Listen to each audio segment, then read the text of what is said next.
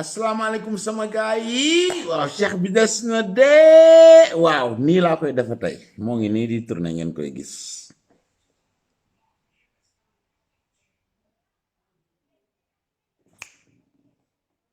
voilà yéen ñëpp nuyu naa leen donc bu ma kenn wax ne nuyuwoo ma dama leen ko wëral ba mu tas yéen ñëpp comme ni ma koy defee semaine bu nekk ñëw ak yéen nag ci opération jant bi numéro 19 numéro 18 bi gis ngeen ko yéen ñëpp gis ngeen lañ ca wax gis ngeen lañ leen ca woon lépp loo xam ne si mooy li ñu tax a jóg pour leeral ci son excellence le président Macky Sall ki nga xam ne si mooy ki def bagage yi ma leen di woon dama leen ne maay borom bagage yi waaye bagage yi dafa am koo xam ne si moo ko confectionné man nag dama jël yépp rek ñëw teg di leen ko won fii ngeen gis ko voilà gis ngeen 19 bi jàll na léegi nag non 18 ba jàll na asafurla ñu ñëw ci 19 bi nii xoolal numéro 1 ba 19 sama gaay ci lii lépp ma leen di won ngeen gis ko ci juróom benni at la ko Macky Sall def juróom ñaar yi manqué na décembre la ñuy wax naan janvier 7 ans yi mat na mais 7 ans sama gaay yi jàppale na sax 7 ans yi matoon na tey mais kan moo la mën a taxawal lii defal la ko ci juróom benni at bañ naan juróom ñaar li ma leen won ci 1 ba ci fii ñu toll te jeexagul parce que nee naa leen mbir yi fii ba le 24 février laa koy app gis nga àgguñ ci propagande bi ngi gaay war a def yi campagne bi war a def yi toutes ces choses là àgguñ fa waaye bala ñu fa kii dafa campagnal boppam waaw wolof nee na ku la yee jox la ndekki bu leen da nga añ war nga koo gëm Macky Sall jox na leen ndekki jox leen añ jox leen njoganal reer bi moo ci des lan ngeen def lu mu leen laaj juróomi at ban président ngeen gis ñu teg ko ci juróom benn mandat kese président yi deful dara sax jox nañ leen deuxième mandat asuma doo xam ne liggéey na li ma leen woon numéro 1 ba numéro 18 19 bii ñu toll nii waaw tey nag fi may déparé fenn kese la waaw ndax ñun li ñu tax a teew fii mooy di leeral parce que réseaux sociaux yi dafa nekk moyen de communication boo xam bu grave la ok donc lépp luñ fi jaaral rek il faut que am na ñoo xam dañoo gaaw a gëm la Youssou Ndour doon way bul def loo dégg rek gëm ko fake news yi dañoo bari ci àdduna waaw bëgg ngeen def attention ci Facebook yi ci fake news yi maanaam Facebook Facebook bi fa la fake news yi ëppee ñëw ci YouTube dem na ci Instagram ci Twitter lépp loo xam ne maanaam mooy réseaux sociaux yi rek gars yi ñu ngi fay jéem a jaarale yoo xam ne si di leen gëm loo xam ne day uute ak dëgg ga maanaam safaan ba rek la leen di won waaw ñun nag suñ mission dafa nekk mission spéciale mooy ñëw di leen won liy dëgg ga am nañ ci sañ-sañ ñoom bu leen neexee ñëw ak seen ay fake news ñu ñëw dëgg gi xam nga luy suñ différence ak ñoom mooy ñun dañuy ñëw tegal leen image yi lii Macky Sall la ko def gis nga bu ma la wonee nenu ganaar moo ñëw fi naan ma dugg na fi kii du nen de déedéet nen laa la tegal boo newee naan gëmoo ay nen ma tegal la drapeau bi vert jaune rouge yaa ngi koy gis vert jaune rouge drapeau Sénégal la si ou non ok donc ñun dëgg gi moo ñu tax a toog fii kàccikat yi ak manipulateurs yi ak borom fake news yi ñoo tax ñu ñëw fii bala ñu fay àgg nag am na benn fake boo xam ne jàll na fii ci parce que Macky Sall da ngeen war a xam ne mooy président bi nga xam ne tarixa bu nekk Sénégal lépp luy religion ca Sénégal Macky Sall dafa leen mës a compter dafa leen mës a yëg kenn ku ci nekk kër gu ne këru diine gu ne am lu mu fa def wala bu deful fenn rek am na lu tax fake news nag fii lay feeñe mooy kay ñëw di la gëm noo ne Macky kat def na Touba def na fii def na fële yu kenn xamul waaye deful cene ba jàpp nañ la de waaw waaye da ngeen li ma leen doon wax toujours da ngeen xam ne am na ko tudd Khadim Gueye moo ngi fii gis nga loo xam ne bagage yoo xam ne dañ koy def yenn sites yi ñooy dem jël ko ñëw teg ko ñu bare duñ ko gis parce que télévision nationale duñ ko tegal Bamba Gueye mii moo leen koy dóoral moo tax ma ne leen am na feek bu ñëw ñu ne Macky Sall def na Tivaouane def na Touba def na Ndiassane def na Niassène def na Layène def na ci catholique yi mais defalul Thiénaba ya lu tax defalu leen ko moo tax tey ma bëgg ñëw leeral leen lii tey voilà lii mooy suñu mission voilà parce que ñëw taxaw ci réseaux sociaux yi di wax ngir jaxase yàkkamtiwuñ lul faux pas bu président ba def ba tax ñu attaqué fa waaye fii juum ngeen Khadim Gueye moo ngi fii sama gars yi Thiénaba laa leen di yóbbu gis nga nekk fi di expliquer yooyu yëpp ku ko déggoon ak ku ko déggul li ma la mën a wax mooy am na ñu taxaw ci réseaux sociaux yi naan Macky Sall kët dafa defal ñee nga xam ne ñooy tarixa yi nga xam ne yu mag la yu ndaw yi mu bàyyi leen Thiénaba defalu leen dara dama leen di wax nag bàyyi leen ak waa Thiénaba waaw ña nga xam ne si ñoo fa compté sëñ Mamadou Seck laa leen tegal ngeen déglu ko kilifa gu mag ak waa Thiénaba ak lan mooy problème ba lan moo tax Macky Sall am hésitation pour defal leen fa kii moo koy expliquer déglu leen seen noppi bopp bu leen def lépp lu ngeen dégg rek gëm ko fake news yi leen di wax ñii ñooy ñey compté ca Thiénaba du ñiy taxaw ak yéen di wax fii déglu leen ko après ñu doog a dégg si billahi min asheytaan rajim bismillahi rahmaani rahim la hawla wala quwwata illa billah yéen mbokki jullit yi ñuy seetaan ci biir réew mi ak bitim réew yéen mbokki Thiénaba ñu ngi leen di nuyu ñu ngi ñaan nag kàddu yi képp ku ko dégg rek na nga ko déggee xel te bañ ko déggee xol mu di waxtaan woo xamante ni kilifa yi dañuy ñëw ngir waxtaane ko ak yéen ci xew-xew boo xamante ni xew na barki démb li xew mooy kàddu yooyu nga xamante ni dégg nañ ko njaboot gi daje pour waxtaan ci kàddu yooyu la ñuy wax mooy njabootu Serigne Thiénaba Momar Talla Seck ñoom ñu ngi àndandoo ak seen kilifa di wax ni ñoom day dañoo am kilifa goo xamante ni muy Serigne Thiénaba Serigne Ibrahima Seck keroog ba nga xamante ni ma ngay bëgg a génn àddina daf leen a woo ñu daje ñoom ñëpp kenn mànkiwul Serigne Thiénaba wax ni leen ba fi sama baay jóge ak léegi ñaata at la ñu ne ko xanaa ñaar fukki at ak juróom-ñaar mu ne yu teg ay weer ñaar fukki at ak juróom-ñaar nag ku ko yor alalu nit di ca def lu ko neex def ca lu ko naqari kon maa ngi leen di baalu àq ñoom ñëpp ñu daal di jooyoo ni ko baal nañ la àq mu ni yéen a yey ndax xamu leen ku dul man waaye nag nekkuma woon seen bant bu fënax boo xam ne ku dal ci sama kaw fagg daal ni Mamadou Seexu mu ni ko Seck mu ni ko ñëwal nga wuuf sa rakk yi jëlal say loxo tàllal say rakk tàllal la seeni loxo ak yeneeni loxo Mamadou Seexu mu ni ko Seck mu ni ko diina ji aman naa rek la Mamadou Seexu mu ni ko Seck mu ni ko koo fëgg dënn wuti ko mu fëgg dënn wuti la yàqu-yàqu mooy am jëlal say rakk nga wuuf leen ku ñëw nga téye ko ku ñëwul nga dem jëli ko daal ni ko Mamadou mu ni ko Seck mu ni ko maa ngi lay dénk yett yooyee ma lay dénk moo di maa ngi lay dénk famille bi maa ngi lay dénk diine ji maa ngi lay dénk buur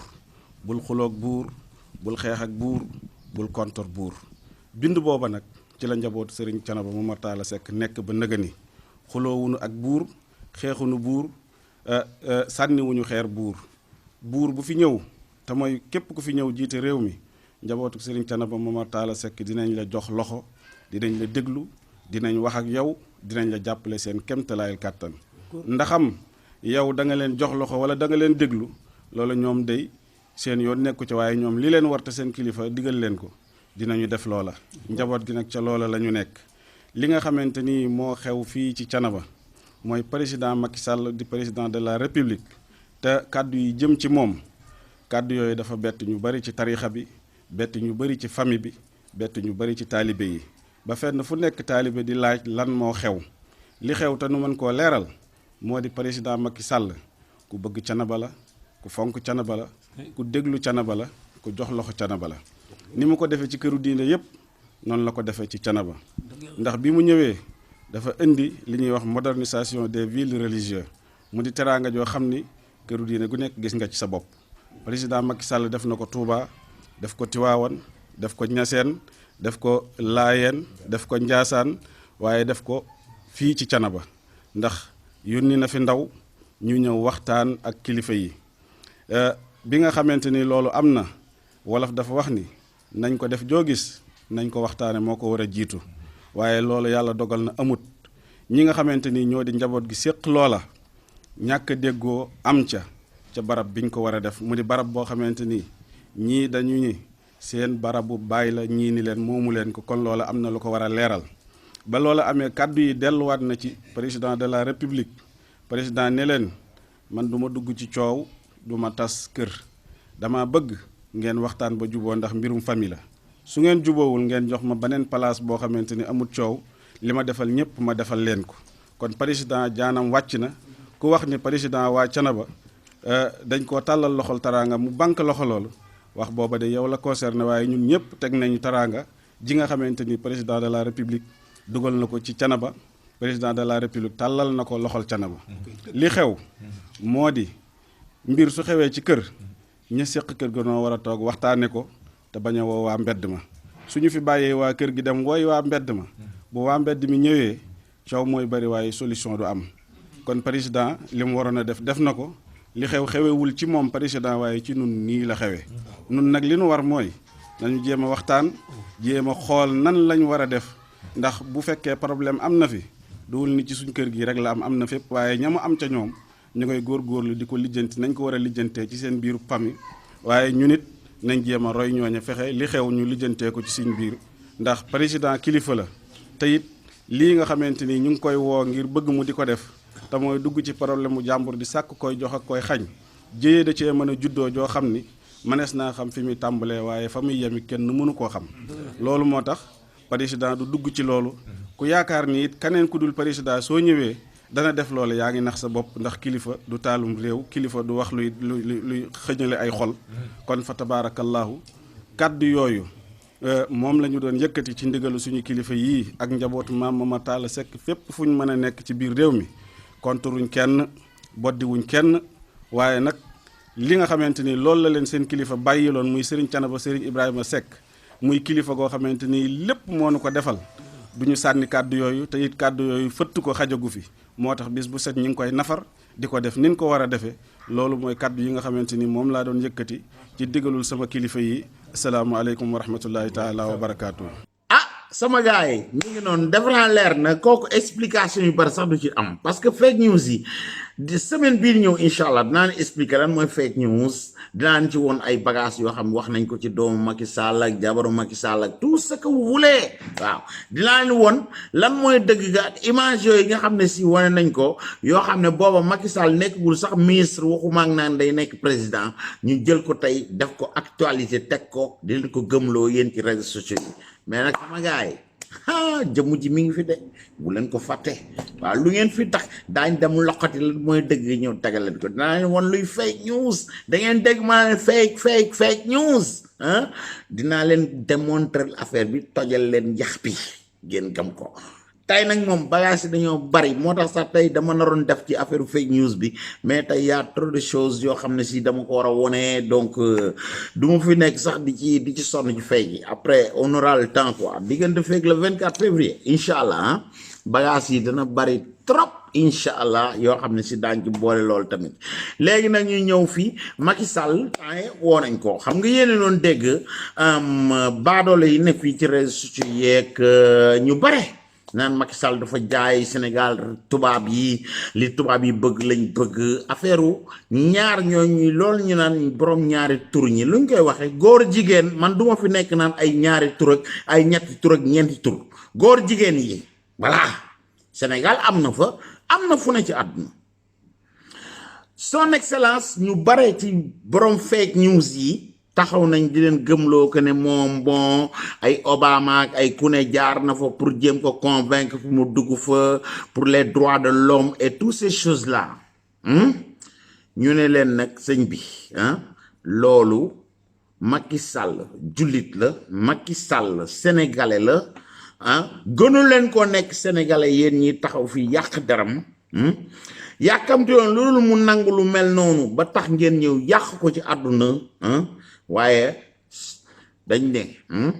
seytaane ak pexem yàlla ak dogalam mi ngi noonu Macky Sall nag lii la tontu ña nga xam ne si laaj nañ ko ci mbir moomu waaw mbirum góor jigéen ñoo ñuy wax man duma fi nekkan borom ñaari tur yeeg yu kenn xamut nañ ko raw góor jigéen ku ne dégg nga ko du wax ju ñaaw kon nag dégg leen Macky Sall lan la tontu kii suñ président excellence lan la tontu donc ñii di jaay ak jullit te Sénégal dafa ñoo gën a nekk jullit président bi doon xaar bu nangu woon ñu ñëw ko utiliser comme paaka rendi ko voilà seen pexe mooy na Macky Sall lii la tontu journaliste ba ko laaj loolu après ñu ñëw. C'est pas les organisations de droits de l'homme qui gouvernent nos pays. Non, mais elles sont présentes à l'intérieur de les organisations de droits de l'homme elles représentent aussi des demandes de la population sénégalaise. Hein. La population sénégalaise de a des représentants à travers des systèmes d'élection clairs et nets. Ce sont ces représentations, ces élus, et à la tête desquels se situe le président de la République. Nous avons notre code de la famille. Nous avons notre culture. Nous avons notre civilisation. Il faut que les gens aussi apprennent à respecter nos croyances et nos convictions. Au nom de quoi? On doit penser que parce qu'ailleurs, on pense que l'homosexualité doit être dépénalisée, que ça doit être une loi universelle. Au nom de quoi? Au nom de quoi ça doit être une loi universelle? Il faut respecter. C'est un droit qui est considéré comme un droit humain élémentaire par... Non, selon vous, c'est un droit... Écoutez, je dis il faut respecter, madame, le droit également pour chaque peuple de définir sa propre législation. Je ne vois pas pourquoi on doit nous imposer cette vision.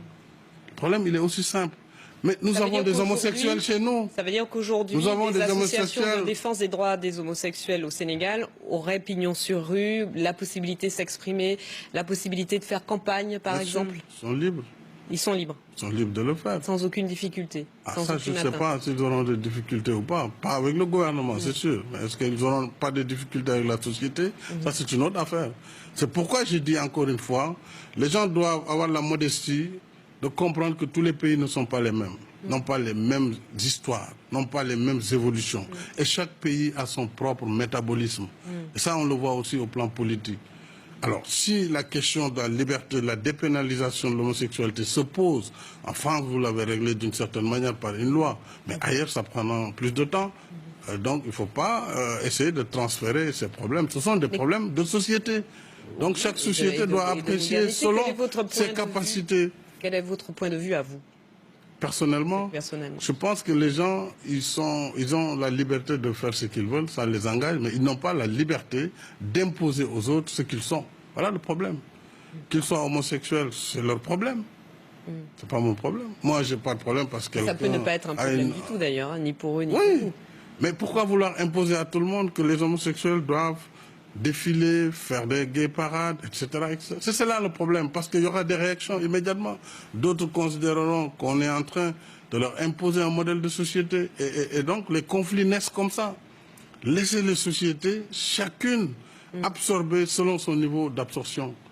Mais ne pas essayer de forcer. Et pour la question du droit à l'avortement?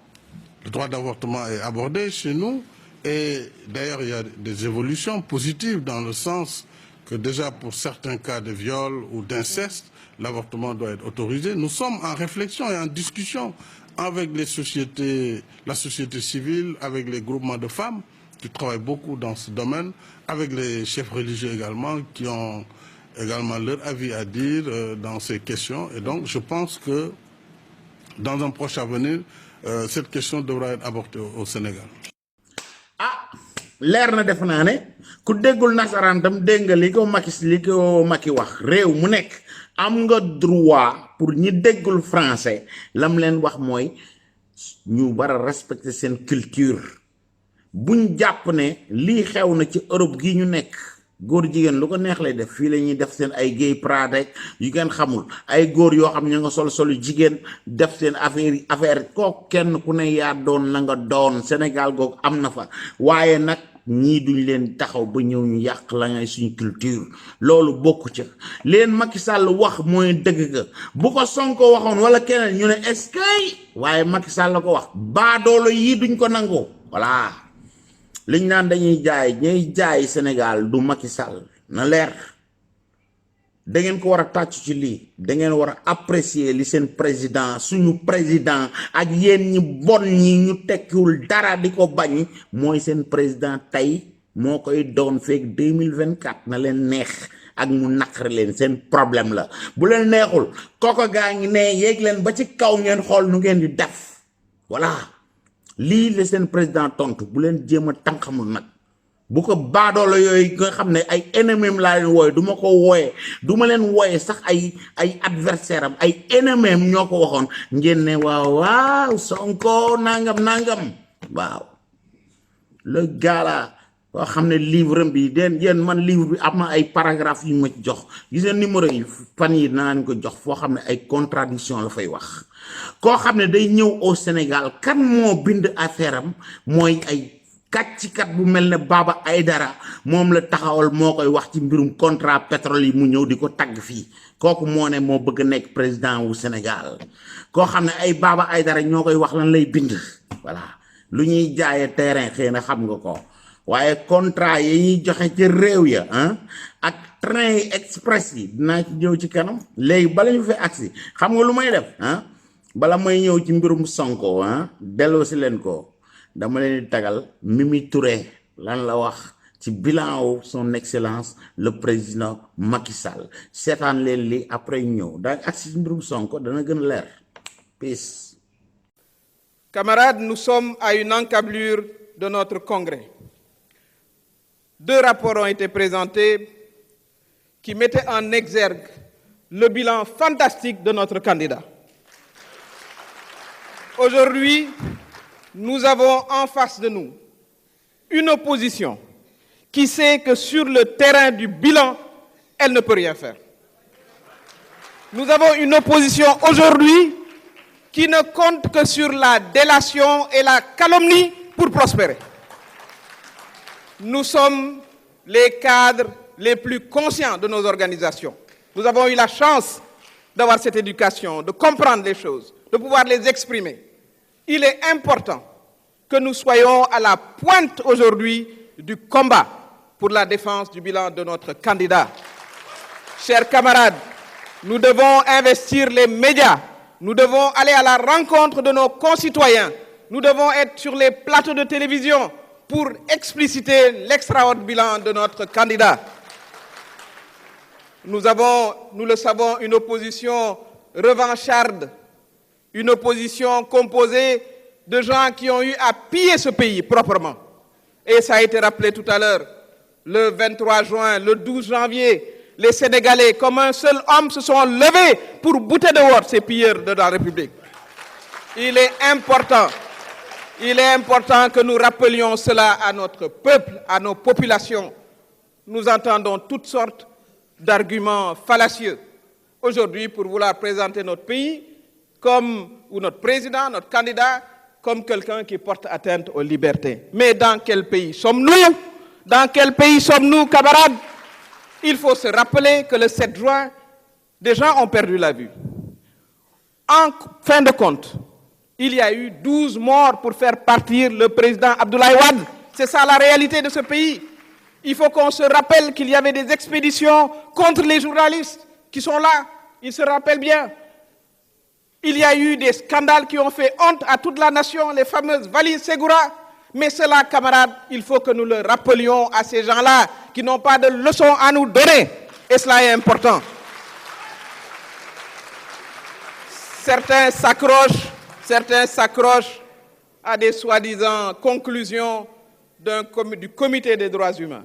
des Nations Unies, que nous connaissons tous très bien. Il est composé de 18 experts qui statuent de manière indépendante. Mais aujourd'hui, nous avons entendu un éminent avocat français dire que ce comité s'est trompé, et il ne peut que se tromper, parce que dans cette affaire, il y a l'autorité de la chose jugée. Gassi, c'est fini. Cette affaire est derrière nous. Gassi. Camarades, il faut que nous soyons d'attaque. Il faut que nous soyons d'attaque, camarades. Il faut que nous soyons d'attaque. ok sama gars yi donc dégg ngeen bilan boobu nga xam ne si Mimi Touré tiré na ko waaw wax na leen yéen militants yi yéen ñi nekk APR yéen ñi nga xam ne bëgg ngeen jàppale Macky Sall au lieu ngeen nekk di rayanteeg di xoloog di xeex wala ngeen daje seen biir Macky Sall soxlawul loolu xam nga lu mu soxla nga dem ji gis koo xam ne si dafa réeroon nga indi ko waaw mooy li may wax suma gars yi 50 personnes yoo xam Youssou Ndour wax na leen ko fii Youssou Ndour ñu bari ñi ngi naan demul campagne deful mais Youssou mu ngi campagne fu mën a nekk dégg naa Mr Cheikh di ko wax Mr Cheikh Youssou Ndour il était ici y a cela 1 mois tegal naa leen ko fii ngeen dégg lan la Youssou Ndour wax booba nekku leen fa la presse n'était pas présent mais Youssou il était là-bas nous on était là-bas Youssou ne leen xam nga Macky Sall lan moo koy jariñ président lan moo ko mën a jariñ ne leen seen militant yooyu nekk fekkee ma ci boole daf ne leen dama bëgg kenn ku ne ci yéen na dem ci citoyen yi toog ci biir këram ak salon koo xam ne xëy na gëmuloon Macky Sall wala xamul woon dara Macky nga explique kan mooy Macky Sall ak lan la Macky Sall def parole Youssou Ndour laa lay indi le Mr Cheikh yow mi taxaw xëy na fekke woo ko woon waaye gëmal li la jëm ji wax wan naa la ko sama vidéo yële la Youssou doon wax dégg ngeen ko parce que Youssou ne leen koo xam ne si mën na jënd ndëndam mu teg ko kooku dama leen tegal audio bi en exclusif du benn télévision Sénégal bu ko génne sama téléphone bii laa jël filmé Youssou Ndour muy wax loolu donc bu leen taxaw ne Youssou campagne loolu Macky Sall Youssou saa yu demee bu génnee Sénégal ma ngay wax lu jariñ Macky Sall loolu la Youssou Ndour di def il a fait devant moi wan naa leen ko dégg ngeen ko ok donc nee na leen la am solo boo demoon ci benn salon nga toog ni ko convaincre ko benn doomu aadama ci salon ba mu ñëw ba votel Macky Sall sa liggéey sa jaan wàcc na kooku mooy kuy campagnal Macky Sall li gars yi def nag muy waa APR ak ku mën a doon mooy daje du 50 ci ñoom ñëpp APR lañ nekk ñuy wax ci Macky Sall kooku ban lan lay indil Macky Sall seen ay problème personnel la ñuy wax Macky Sall lim soxla mooy 50 yooyu kenn ku ne détaché wu noo ko Youssou Ndour waxee nga kenn ku ne dem indi benn vote au moins muy 50 votes yu ne Macky Sall mais ñun 50 bu ñu ànd ak Macky Sall ñu toog di waxtaan suñu biir lan la ñuy indil Macky Sall kooku nag break la woon parenthèse bu ndaw yéen ñii ne APR ngeen nekk nga xam ne si seen problème bopp rek ngeen fi nekkee nañ waxante dëgg parce que man miy wax man defuma ngir bokkuma APR waaw dama gëm Macky Sall ak joobu Macky Sall ak gis lu muy def tax may convaincre ay doomu aadama yu xamuloon Macky Sall lu mu def ma ñëw di leen ko won ba ñëw gëm Macky Sall tey loolu ngeen war a def loolu leen président sant keroog ba ngeen taxawee fële ca jam ñaajo wax na leen ko voilà au lieu ngeen nekk discuter def leen ngeen job amu ci benn doomu aadama bu ci yëkk téléphone am sax ne ma di courage waaw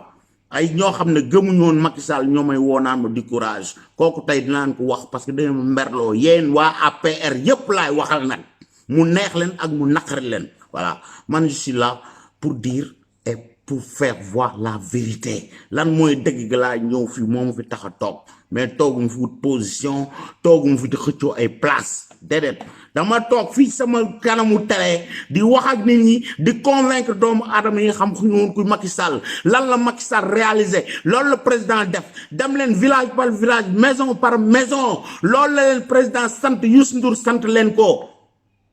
bu ngeen mënul def loolu lan ngeen def ak Macky Sall yéen seen vote yor na ko ba pare mais bu ngeen si vous parlez entre vous ngeen def seen réunion yoo xam ne 50 personnes yoo xam yëpp APR lañ nekk ban personne ngeen fa indi yéen ñooñu am ngeen ko Macky Sall yéen am na leen ba pare ñam soxla mooy ñam amul dem leen ngeen liggéey moo gën affaire yooyu nañ waxante dëgg man réglé wu ma leen faale wu ma leen na leer ku ma ci téléphone ak ne ma merci bon wax berti réglé wu ma man je travaille pour le président mu neex leen ak mu naqari leen kon nag gars yi dégg ngeen Mimi Touré li mu wax foofu ci bilan au président de la république leer na lii nag mooy blabla bi li ma leen ci tegal boo xam ne si du blabla bi sax après la Macky Sall dama ne la président ba mu neex la gis nga wolof dafa am lu mu wax président mooy benn affaire kuy xalam di ca jaayu nit ki boo taxawee di wax man maa def lii sax nit mën a day vanter boppam boo yaa tey bu la neexee def ko parce que da nga réaliser da ngaa def mu neex ay mu naqari gis ñi gis ko moo tax man la yaa tey présenter sa bopp waxal li nga defal sénégalais yi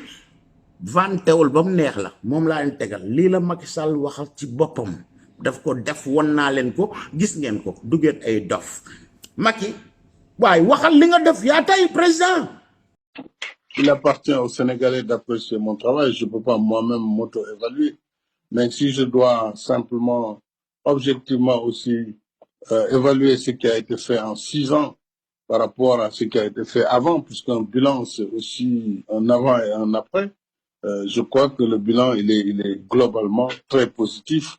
puisque la preuve, c'est d'abord notre croissance économique, mais c'est surtout les politiques d'inclusion sociale. Et ça, c'est un marqueur fondamental de ma politique. L'inclusion sociale, le soutien aux populations démunies, le soutien au pouvoir d'achat. Rappelez-vous quand même, depuis 2012, les prix des denrées n'ont jamais connu d'augmentation. Ça c'est inédit au Sénégal.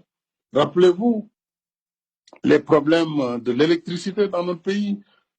qu'on a connus avec toutes les émeutes. Aujourd'hui, c'est derrière nous, définitivement. Rappelez-vous aussi le grand problème de la Casamance. Je crois que ne serait que sur ces questions, on peut être fier de ce qui a été fait, mais moi, mon ambition est beaucoup plus importante que ce que j'ai déjà fait. Mon ambition, c'est de faire du Sénégal véritablement un des grands pays africains en matière de croissance économique, d'émergence et en matière de modernisation. Mais tout cela dans une politique véritablement inclusive et dans un état de droit. C'est pourquoi nous sommes sur le chemin, nous n'avons pas fini le travail, mais nous pouvons, si nous devons comparer par rapport au passé, évidemment être fiers par rapport à ce que nous avons fait. Mais nous restons encore motivés, plus. Ok sama gars yi mu ngi noonu waaye nee naa kuy xalam di ca jaayu way yaa ko def yaa ko mérité waaw yaa sa soxna Marème Faye Sall moom gis nga lu ma koy defal spécial laa koy defal bugguma sax di ko dugal ci vidéo yoo xam ne si damay jël di mosle waaw parce que jigéen jooju il faut ngeen xam ko nee naa leen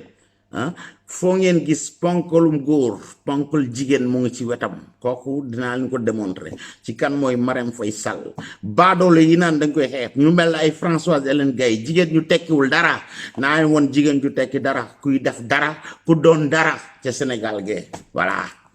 kooku moom spécial laa koy defal gis nga opération jant bi am na ci boo xam ne Marème Faye Sall lay doon spécialement maa ngi bagage yi fii waaw mais may leen ma rek ma àggale ci presse yi après ñu ñëw kii nag mooy ñiy wax bla bla bla bla bla ay Sonko yi déglu leen fii bu baax a baax Sonko lan lay wax foofu ngeen déglu Macky Sall lan la def bokk Sonko naan lii lay imaginer fekk na sawaay demal nga yeewu wër Europe gi fu ne nga taxaw faak ay des gars là qui n'ont rien compris dans la vie ñoo xam ne 15 ans demuñu Sénégal yow mi jóge Sénégal fekk leen xawma Amérique boobu nga demoon tey mi ngi Europe actuellement Espagne ak France gars yooyu 15 ans demuñu fa Sonko yow bërki dem mu jóge Sénégal xam nga lu fu Macky Sall dem kon nag déglu leen blabla yi def leen attention ci Sonko bi muy téléphoné lan la bëggoon ak lan la Macky Sall réalisé ngeen xam ne y a une différence kii mooy président boo xam lépp lu mu leen mës a promettre yàlla def na réaliser na ko ci juróom benni at suma gars yi 6 ans so xool leen bla bla bla bla bla après ñu ñëwaat 6 ans. Et on a beaucoup discuté sur l'impératif de nous doter d'une flotte aéronautique. J'ai beaucoup développé sur ce même impératif, cette nécessité d'avoir une flotte aéronautique au Sénégal.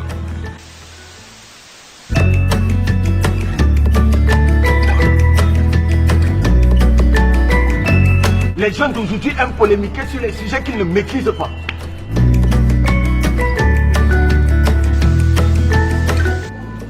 jaadu na lu ma jàppoon ma bàyyi ko ñëw jëmmal leen ñëw nekk seen góoru mbootaay kon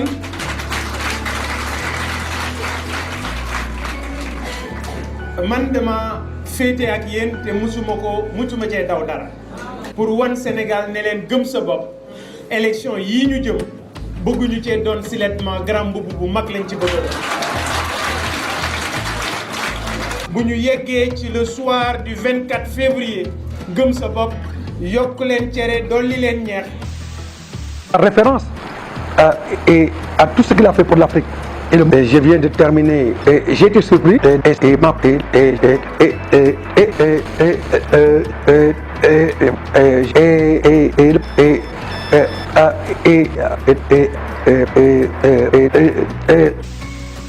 J'allais dire une seule chose, on s'en fout. Donc, comme je dis, on s'en fout. On s'en fout de Karim Wade.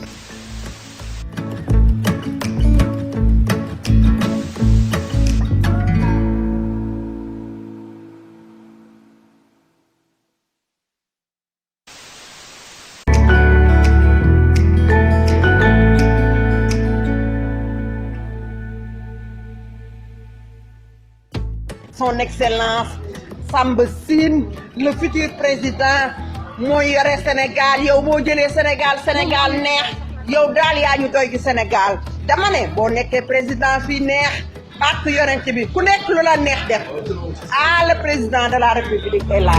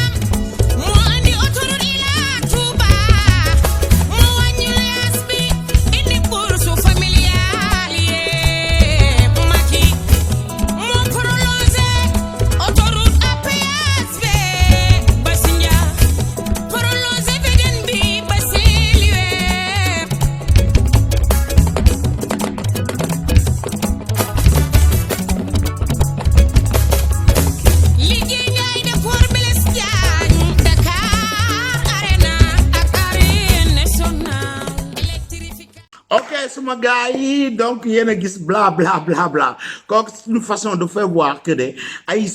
sonko yi lañu science Macky Sall xalaatoon na ko bu yàgg réaliser ko sonko li ma la ba mooy keneen moom la muy xalaat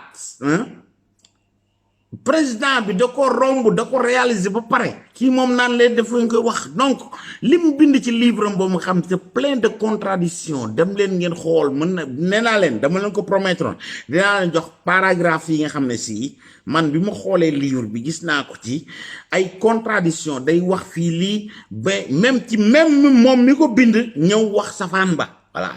te ci kan la basé wu ñëw di ay Baba Aïdara un gars boo xam ne lu mu wax fi ay fan la wax na fi ay machine bi Bill Gates boobu mu indi Sénégal fonctionné wul mu dem inventé yu ko neex Baba Aïdara lu ne wax na ko fi yoo xam ne jaar nañu fii je perds même pas mon temps taxaw fi di ko attaqué awma benn problème ak moom mais nag vraiment bu dee un candidat quelqu'un qui opte à être le président de la République du Sénégal amul lu muy vanté lu Baba Aïdara moom wax li ci ay contrat wu lii pétrole ak contrat wu lay nangam dugg na fi génn ba tax mu bind ko ci livre am boobu kooku mooy président boo xam ne man mii sama vote mënu koo am te du ko mës a am parce qu'il compte rien bu dee impôt et domaine la te bokkoon ci système boobu xëy na moom mën na ko gérer mais nag boo xam ne Baba Aïdara kàccikat be moom moo lay jox ay info yow nga ñëw di ko bind ko gëmloo Sénégalais yi non j'aurais préféré Baba Aïdara ñëw nekk candidat président dama doon votel Baba Aïdara bien que kàccikat la moo ma gënal man di votel ay Sonko voilà le type là ñëw fi di jaay ay Thomas Sankara te Thomas Sankara bu ko dégg fa mu tëdd ca tomb ba ma ngay yëngatu waaw bu dee am na ko tudd Ousmane Sonko ci àdduna mooy ñëw taxaw di wax ay Ousmane waaye yow ay non mais sa waay xamal sa bopp nag moo gën quoi image bi mun na fi nekk mais l'habit ne fait pas li ko wolof di wax li ko nasara di waxe le moine quoi waaw sol mbub mi taxul nga doon ko de waaw ay Thomas Sankara yi ngay wax ay Malcolm X ak yu kenn xamul ngay jéem a implorer yooyu ñëw jege woo leen sax seen mbubb sax waroo seen waaye takk ndeer sax waroo fa jaar laa la wax ñëw taxaw di jéem a gëmloo yooyu quoi voilà ku Baba Aïdara di bindal yow ay contrat de ça di lii ak lee nga ñëw di ko reporter ci ay livre ñëw di rey nit ñi te leeraloo ko wër Europe ak Amérique ak Asie bu la neexee nga def ko waaye gis nga la 24 di nga lem sa genn nga toog ci Sonko yow laay waxal na leer yaag ñi ànd ak yow yaag Baba Aïdara tous ces consorts là waaw ñëw fi naan dañuy contre te jéem naa fenal àndoon naa Idrissa Seck xam na ne fonctionne léegi mu ñëw ci yow parce que yaakaar na ko Sonko phénomène ban nga réseaux sociaux yi te réseaux sociaux yi am na ñu la fi jiitu woon jaar fa gis nañ lan mooy résultat ba gis nga le 24 di nga xam yow yaay kan que tu n'es rien waaw remplir benn salle 200 personnes nekk fa sa gars yi bàkku naan ay Macky Sall mënul fee waaye yow demal stade yee la nga xool ñi ay stade la ñu feesal Sénégal gee Mister Sonko kooku na leer say nopp de waaye na leer yaag Bougane ak Kouthia sax moom bokk na ci vidéo boobu ma leen woon blabla bi mais Kouthia xam ngeen ne moom gëree la quoi moom day safal xorom rek affaire demee noonu Bougane gis ngeen ko moom di jaay ay Kocc Barma di jaay ay wolof yu taxawal mais sa waay joral sa télévision yooyu yor sa journaux yi moo ëpp solo nga naan da ngay jéem a yor Sénégal foofu laa yem ak yow voilà donc biñ jógee foofu nag ci bla bi ak way bi nga xam ne si dégg ngeen ko way bi moom laa leen dóoral noonu gis nga président lan lañ ko wax foofu àggaleel ñun li leen di ñaan ay Sonko ay Bougane ak ay Idrissa Seck may leen ñu jàmm Macky Sall àggaleel ñu lii président àggaleel ñu waaw yéena ko dégg de way bi ak fecc ba mu neex ñu ñoo tay président feccal ba mu neex la Marème Faye Sall bi ñëw naa ñu tegal fii Marème spécial ci moom dana danse première dame yaa tay yaa sa jëkkër waaw nee nañ la nga doon def ko yaa ko moom yàlla doo bay tool bi ba mu naat nga ñëw naan da nga fay fekk àllub kese du mën a nekk nit ki li nga ji rek ngay deqi président dangaa ji yaa tay bu la neexee deqil mu neex leen baax na bu leen naqaree nañ yéeg ba ci kaw ca koko ga ñu xool lu ñuy def dañuy wàcc ndànk wala dañuy barasti foofu dem sal xifaar waaw na leer mi ngi noonu kon nag suma gars yi donc àgg nañ foofu dégg ngeen way bi ñuy wayal président bi donc liñ mën a def rek mooy tàggu leen det wala ñu defaat benn affaire parce que mën na am ma dóoral leen maa ngi xool lan laa leen ci war a dolli quoi may leen ma tuuti ma dolli leen ci benn affaire quoi parce que xam naa ne doyalu leen ci mbir mi yéen a ma gën a xam affaire yi nu mu demee quoi waaw léegi non xam nga léegi nu ñuy def dama leen di bàyyi ak beneen way boo xam ne si ñi fi way first lady bi Marème Faye Sall vraiment mi ngi sama bopp parce que dama am lu ma ko yéene dafa am spécial boo xam dama ko yéene première dame war koo tegal mooy jigéen joo xam ne mi ngi def social mi ngi def lu mag ci Sénégal te ñu bare baadoole yi mënuñu ko reconnaître voilà ay baadool la ñuy déglu yu mel ay Françoise Hélène Gaye ñu yàq daram te ñoo xam ne tekkiwuñ dara mais Sénégal am na jigéen ñoo xam dañoo tekki vraiment te Marème Faye Sall gàcce nga la ama vraiment way bii ñu ko way daf ko mérité bi laa leen tàggoo nag vraiment di leen jox rendez-vous semaine bii di ñëw incha allah non sama gars yi non àggaguma ci way bi non parce que il faut ma doon leen benn parce que minutage bi day gàtt quoi léegi dama leen tegal benn affaire avant ma leen di jox way woowu benn passage boo xam ne si mooy li nga xam ne si mooy train bu bees bi train express bi muy TER bi nga xam ne dafa ñëw am benn fake news boo xam ne si mënu mu woon a rëcc vidéo bi di sans pour autant ba di leen ko jox xam nga nu ma def dama leen koy paas ngeen dégg Sonko bi ma doon wax léegi ki nga xam ne neen dafa bëgg yor Sénégal ki nga xam ne moo bind livre boobu ki nga xam ne si moom ci ay Baba Aïdara kàccikat bu gën a ngadd ci journaliste yi moom la topp mu bindal ko ba tax di ko éloger fii mu taxaw di ko jaamu wàcc léegi wan na gannaaw Idriss Seck ba mu fa ñëwee ak ndoxam moom ak machine Bill Gates mook Idriss Seck ñu àndoon léegi démontré ko ñu ne Sonko la féete Sonko moom laa bëgg ngeen xam ne moo gën a nekk fake képp kuy fake ci àdduna dama leen di jox fii ngeen déglu audio bi waaw ci otraay bi nga xam ne si Macky Sall indi na ko day loo xam ne dootul ay promesse mais réalité la ok réalité nag mooy lii nga xam ne si moom laa leen di bëgg woon te ne ma bëgg ngeen dégg Sonko la mu wax du ñëw na toog ay militants leen otraay bi juin 2019 lañ ko war a livrer ok Macky Sall am na lu mu leen wax ci vidéo boobu ok dama bëgg ngeen déglu ko bu baax a baax voilà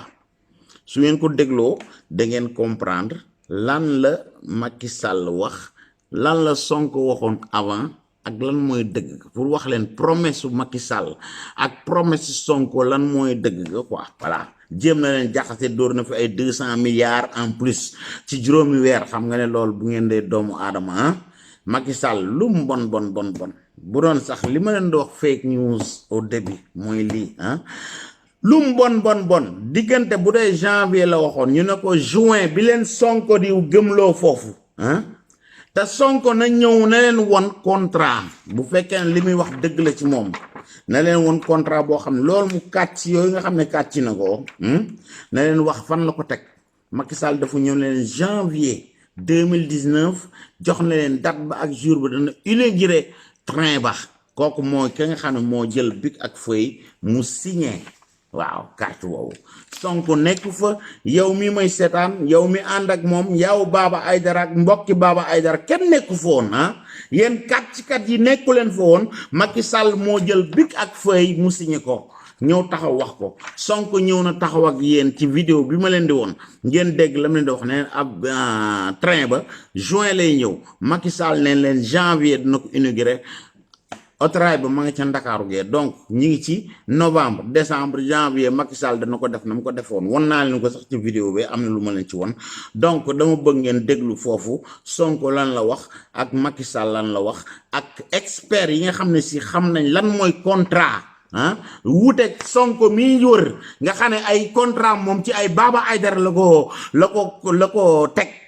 te war a nekk futur président de la République du Sénégal xam ngeen ne kii yéen a xam yéen a yor seen vote nag bu leen neex ngeen def ko koo xam ne journaliste bu tekkiwul dara kàccikat bi gën a ngand ci àdduna moom la teg mu koy bindal ay livre mu ñëw leen ko gëmloo la bind ci livre xamu leen ko déglu leen ko lan la wax fii ci train express bii nga xam ne ma nga Ndakaaru njaay ngeen mën cee teg seen bët tey te àggaguñ sax janvier ba leen Macky Sall wax ngeen xam kan mooy wax dëgg ci Macky Sall ak Sonko mi di wër àdduna di jaay ay Malcolm X ak di jaay ay Thomas Sankara du foog déglu leen ko après ñu ñëwaat peace.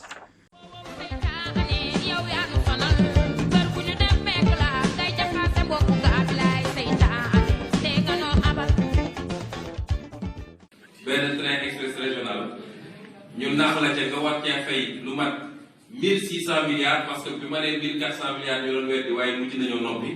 waaye am naa firnde yu leer ni jamono ji rek tubaab yi taxaat nañ leen comme moom nee na il faut mu inaugurer TER bi balaa campagne bi TER bi ñu war ko livrer au mois de juin mu ne il faut ma inaugurer ko au mois de janvier tubaab yi ne ko il faut nga yokk ci lu ëpp 200 milliards te signé na accord bi ba noppi. Mesdames et messieurs, aujourd'hui, 14 décembre 2016, notre pays franchit en vitesse une étape significative de sa marche résolue vers l'émergence. En vitesse parce que nous lançons les travaux d'un train express. Comme vous le savez, nous avons inscrit les infrastructures parmi les secteurs stratégiques du plan Sénégal émergent. Inclus, les travaux de cette première phase vont durer exactement 2 ans et 1 mois et être achevés en 2019. Nous sommes aujourd'hui le mercredi 14 décembre 2016. Je donne rendez-vous aux entreprises partenaires le lundi 14 janvier 2019, Inch'Allah, pour inaugurer le 14 janvier 2019, s'il plaît à Dieu, la ligne et faire le premier trajet pour un Sénégal qui bouge, un Sénégal qui avance, un Sénégal toujours plus prospère, un Sénégal de tous, un Sénégal pour tous.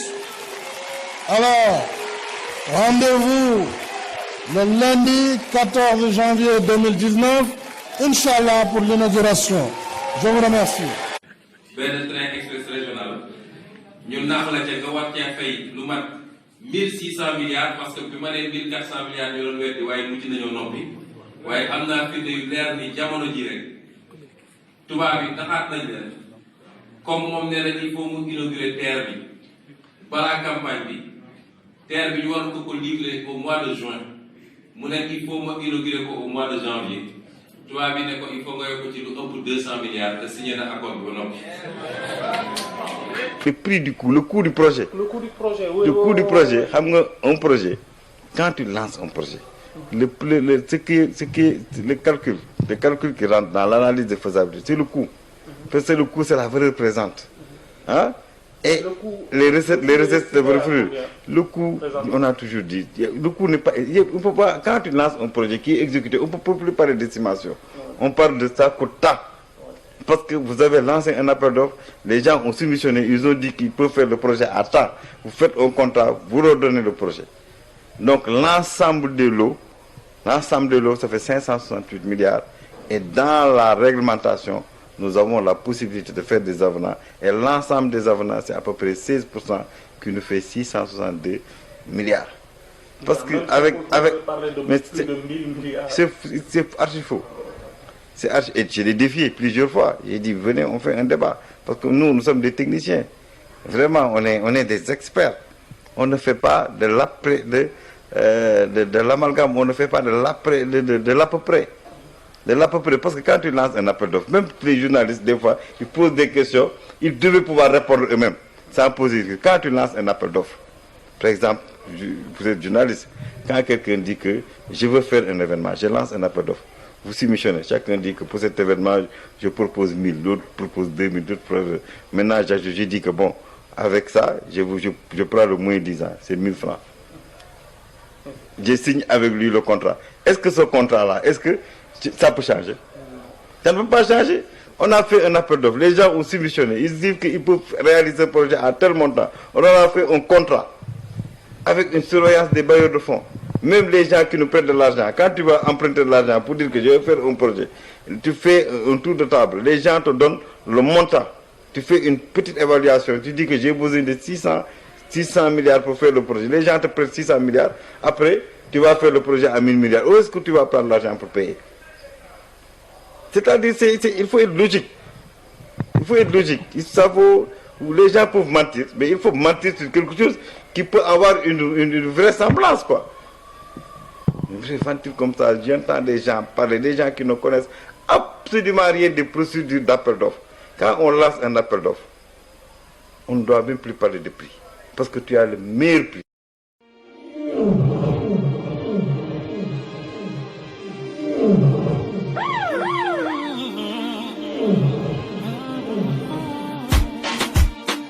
Suñu Sénégal ci kaw, suñu drapeau ci kaw a kaw. Suñu Sénégal ci kaw, yaa ngi si ba jant soow. suñu Sénégal ci kaw Gaynde Njaay ci kaw ak kaw suñu Sénégal ci kaw yaa ngi si ba jant sow mat nañu jiitu réew bëggu tal boppam soxlawu askan wi mësu ci tee loxoom defuñu politique bokkuñu benn parti waaye war nañ la seedal ni yaa ngi liggéey réew mi Président we say thank you ñu lay ñaan Président ñoom sa gannaaw ci kaw ca kanam we say thank you. Aujourd'hui, c'est l'une des villes les plus modernes de notre pays. ñoom sa gannaaw La ville moderne par ci kaw excellence. ca kanam. Je renouvelle nos félicitations et notre soutien. tax na village yu bëri am courant am ndox. Plan Sénégal émergent. si wàllu wérgu yaram seyem yu ñëpp gis nañ ko. Plan Sénégal émergent. defar këru diine yi yokk bërëbu jàngukaay. Plan Sénégal émergent. réforme ci mbay mi ci sàmm bi gis nañ ko. Plan Sénégal aéroport baa ngi nii. sama gars yi yéen a dégg ngeen Sonko futur président ki ne mooy mu war a nekk président moo war a yor Sénégal dégg ngeen ko kooku mooy ñëw final leen pétrole bi contrat yi dugg na contrat xamu ci tous lim xam mooy jaay terrain booy na nga fa bay wala terrain bee na nga fa tabax kooku moom dafa jàmbaar la ci waaye buñ demee ba ci affaire pétrole affaire gaz affaire yooyu defe naa ne kan moo gën a nekk expert mooy son excellence nga xam ne géologue la kooku moom loolu la jàng loolu la yor diplôme ba mooy Macky Sall mu neex leen ak mu naqari leen loolu la jàng donc Sonko dafa war a dem téyal saag Macky Sall pour mu jàngal ko nan la ñuy waxe ci pétrole ak gaz ak courant voilà train boobu ma leen di wax xam nga lu muy dawee courant yéen ñu yor courant manqué dem na ba dafa leen courant ba jooytu leen ko dafa leen tegal train boo xam ne courant lay daw boobu laan leen Sonko naan leen day ñëw juin janvier bala ñu fay àgg sax xëy na Macky Sall mooy xaar janvier date ba mu leen jox le 14 boobu mu leen jox xëy na moom moo koy xaar bu ko neexoon avant le 14 sax mu ñëw inauguré ko kooku moo lay wax ne Sonko mi zéro la sóob kese lay def voilà affaire yooyu mu leen di wax affaire avion yi nangam yor téléphone am di ñàngal lii mooy sama son Macky Sall réalisé na ko bu yàgg Sonko demal nga nelaw waaw nga reposer ba 2024 xëy na sa xel dana ñëw nga utiliser ko mais bu ñëw fii di ñu teg ay philosophie ay Baba Aïdara demal nga xool kii Baba Aïdara kàcc yu Baba Aïdara kàcc ci réseaux sociaux yi di nga xam kan la booy bàkkoo di nga bàkkoo keneen kon nag gars yi leen tàggu fii di leen nuyu ak way wi son excellence lañ ko dëjee toujours ak jabaram dégg nga la first lady jigéen yi nga xam ne si moo mën góor waaw góor ñu bare moo leen man ay Sonko yeeg ay Baba Aïdara ak tous ces consorts là ay vauriens yu mel na ay Tunkara ak tous ces gars là xool leen kuy Marème Faye Sall ngeen jàng ci moom voilà way bi moom lañ ko dëjee prochainement dinaa ko door spécial du ma leen wax kañ la mais da ngeen di yeewu rek gis ko opération jant bi spécialement Marème Faye Sall suma gars yi di leen nuyu di leen respecté kii nag mooy chaîne Khadim Gueye abonné leen ci abonné seen ay gars yi ngeen wax leen ñu abonné ci parce que waxtu ma leen ko ci commencement dama leen ko wax ci fin bi mais bu leen ko fàtte wala yéen ñi ñu yónnee vidéo bi bul fàtte nga bës bu rouge bi abonné saa yoo ma soxlaa nag numéro baa ngi nii kii mooy numéro WhatsApp bi call ma déglu la wax ak yow yónnee ma message am nga vidéo boo ma yónnee président am na lu bees ñëw na def na ko sa village def na ko fële kooku télévision soxla muy ñëw téléphone yi léegi gars yi ak télé ci poche yi ñëwal nga filmer ñëw ne ma grand moo ngi nii envoyé ma ko numéro baa ngi noonu jox naa leen ko foofu nga ma koy envoyé rek ma jot ko teg ko fii gaar yi gor ñi gis ko voilà parce que sinon boo bàyyee ñi seen fake news yi te nee naa leen danaa leen ñëwal ci Facebook naa ko détaillé lan mooy fake news won leen ci ay détails yu wér da ngeen ko xam diggante fake élection yi parce que fake élection yi ñoo ngi ñëw da ngeen ci dégg yu bare ci ay fake news dama leen di préparer nag avant kon nag gars yi leen nuyu vraiment di leen respecter di leen remercier ci ne ñuy seetaanee di leen jox rendez-vous samedi prochain pour le numéro 20 ba 20 sama gars yi 19 bi moom ngeen di seetaan nii de 20 bi moo ngi bëgg a ñëw xool leen xam ne Macky lim def bari na. Peace and love guys in the world. ok ñu déglu woy bi nag nga xam ne président ak jabaram ñoo ko moom gars yi nuyu leen fu ngeen toll ci àdduna respecté leen nii rek waaw jërëjëf.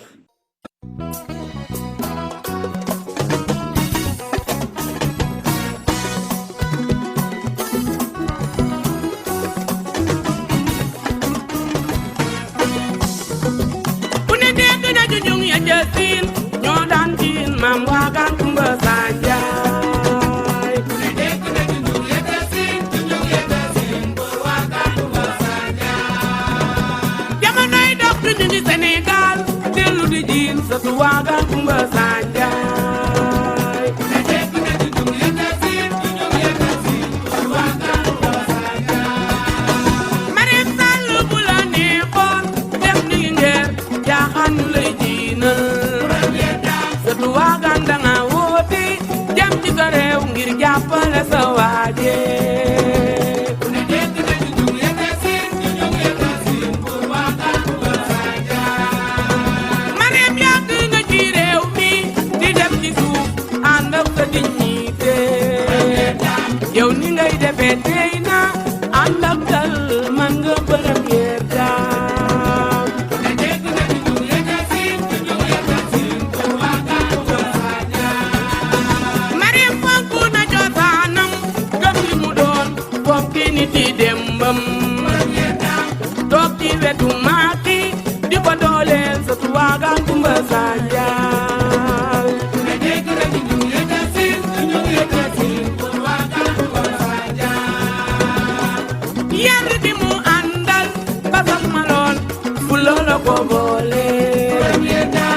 satu Bukari Biram Fay yéen fay sama Macky Sall nee na gongo ku ne dégg na junjung yedda siin bor waagaan kumba sanjaay teral nga sa askan teral sa yaay doon nga sa maam yaay yow seen nga ñi ci bokkul nga boole leen ngir jàppale sa waaje ku ne dégg na junjung yedda siin bor waagaan kumba sanjaay bilaay képp ku fi am ndam ban lay joow jigéen na la doole président boo ko laajee daf naan ginnaaw yàlla Marème ma doole ku ne dégg na junjung yedda siin bor waagaan kumba sanjaay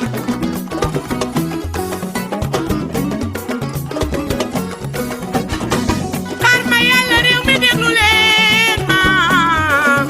ma way première dame